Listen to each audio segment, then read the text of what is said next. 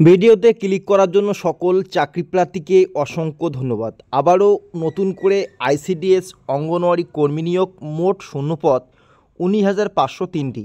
ইতিমধ্যে অনলাইনে আবেদন শুরু হয়েছে। কিভাবে আবেদন করতে হবে, কোন পদে কতগুলি শূন্যপদ রয়েছে, সম্পূর্ণ আলোচনা করব আজকের ভিডিওতে। ভিডিওটি স্কিপ না করে সম্পূর্ণ দেখুন। চ্যানেলে নতুন হলে চ্যানেলটি সাবস্ক্রাইব করে রাখবে এরকম প্রতিনিয়ত আপডেট সবার আগে পাওয়ার জন্য।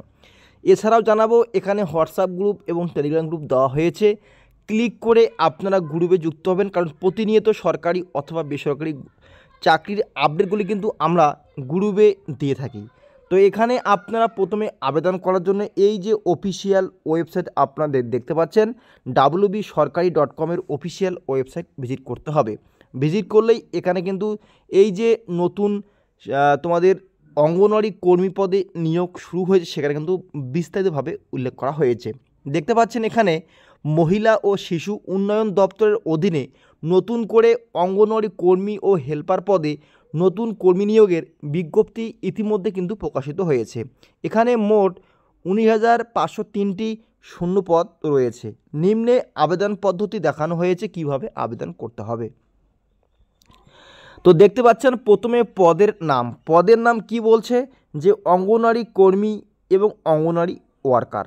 মোট শূন্যপদ 19,503টি। অঙ্গনওয়াড়ি কর্মী পদে 2,027টি কিন্তু শূন্যপদ রয়েছে। অঙ্গনওয়াড়ি হেল্পার পদে 17,477টি কিন্তু শূন্যপদ রয়েছে। আপনার ক্লিয়ারলি কিন্তু এখানে দেখতে পাচ্ছেন। সম্পূর্ণ আবেদন করতে হবে অনলাইনের মাধ্যমে।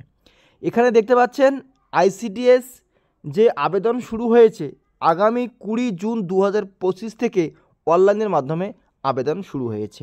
আবেদনের শেষ তারিখ কবে এখানে ক্লিয়ার উল্লেখ করে দিয়েছে। দেখতে পাচ্ছেন আইসিডিএস অঙ্গনওয়াড়ি কর্মী ও হেল্পার পদে আবেদন করতে পারবেন 4/7/2025 তারিখ পর্যন্ত, মানে জুলাই মাসের 4 তারিখ পর্যন্ত চাকরি প্রার্থীরা অনলাইনের মাধ্যমে বাড়িতে বসে আবেদন নথিভুক্ত করতে পারবেন বলে এখানে উল্লেখ করা হয়েছে। এবার আমরা এখানে আবেদন করার জন্য বয়স সীমা কত লাগবে। তো দেখতে পাচ্ছেন আবেদন করার জন্য বয়স 18 থেকে 35-এর মধ্যে বয়স হতে হবে এবং বয়স হিসেব করতে হবে 1 জানুয়ারি 2025 তারিখ অনুযায়ী। ঠিক আছে। এবার যোগ্যতা বলছে চাকরি প্রার্থীদের যে কোনো স্বীকৃত প্রতিষ্ঠান থেকে ন্যূনতম উচ্চ মাধ্যমিক পাস থাকতে হবে, তাহলে কিন্তু অবশ্যই আবেদন করতে পারবে। ক্লিয়ার। এরপরে আবেদন পদ্ধতি, কিভাবে আবেদন করব। তো সমস্ত গুরুত্বপূর্ণ তথ্য হচ্ছে এটা আবেদন পদ্ধতি। তো দেখো, সকল চাকরি প্রার্থীকে অবশ্যই অনলাইনের মাধ্যমে আবেদন চালাতে হবে। আবেদন করার জন্য নিচে অ্যাপ্লাই লিঙ্ক দেওয়া হয়েছে, সেখানে ক্লিক করে সরাসরি কিন্তু আবেদন করতে পারবে।